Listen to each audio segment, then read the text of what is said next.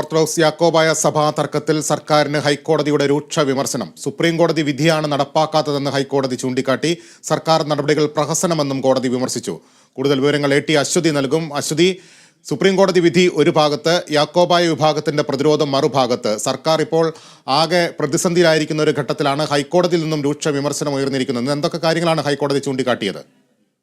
ലിബീഷ്, ഈ വിഷയം തുടങ്ങിയിട്ട് വളരെ നാളുകളായി. ഇതുവരെ കോടതി വിധി പോലും നടപ്പാക്കാനായിട്ട് സർക്കാരിന് സാധിച്ചിട്ടില്ല. ഇതിലെ പ്രതിഷേധമാണ് അതിലെ ഏറ്റവും പ്രധാനപ്പെട്ടത്. ഈ കോടതിയലക്ഷ്യ ഹർജിയാണ് ഇന്ന് ഹൈക്കോടതി പരിഗണിച്ചത്. അതിലാണ് സർക്കാരിനെതിരെ രൂക്ഷ വിമർശനം കോടതി ഉന്നയിച്ചിരിക്കുന്നത്.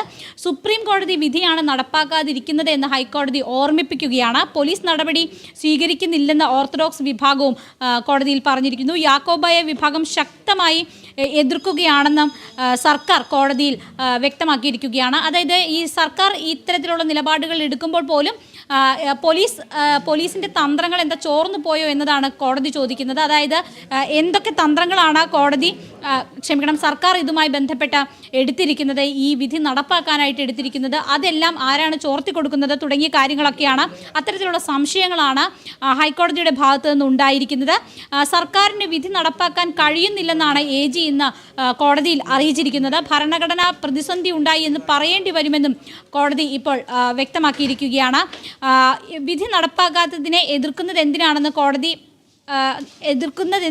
കോടതി ചോദിച്ചു. എതിർക്കില്ല എന്ന് കഴിഞ്ഞയാഴ്ച ഉറപ്പ് നൽകിയതല്ലേ എന്നും കോടതി ഓർമ്മിപ്പിക്കുകയാണ് ചെയ്തത്. അതായത് ഇതിൽ വലിയ രീതിയിലുള്ള നിയമപ്രശ്നങ്ങൾ മാത്രമല്ല, ആ വിധി ഇംപ്ലിമെൻറ്റ് ചെയ്യുന്നതിലും വലിയ രീതിയിലുള്ള പ്രതിസന്ധി സർക്കാർ നേരിടുകയാണ്.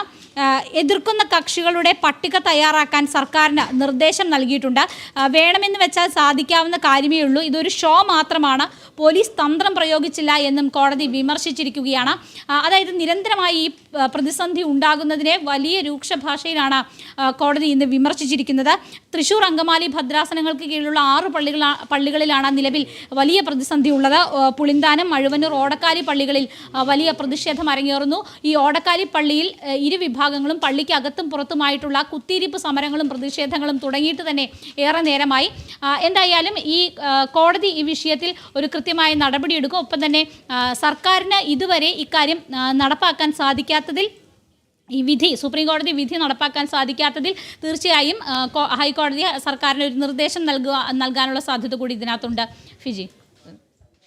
ശരി അശ്വതി, ഇടവേളയ്ക്ക് ശേഷം സഭാ തർക്കം സർക്കാരിന് വീണ്ടും വലിയ തലവേദനയായി മാറിയിരിക്കുകയാണ്. സുപ്രീം കോടതി വിധി എങ്ങനെ നടപ്പാക്കുമെന്നതാണ് സർക്കാരിന് മുന്നിലുള്ള പ്രധാനപ്പെട്ട ചോദ്യം. അതിനിടയിലാണ് ഹൈക്കോടതിയുടെ രൂക്ഷ വിമർശനം.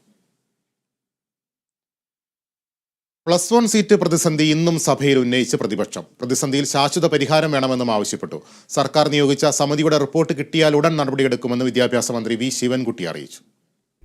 +1 പ്രതിസന്ധി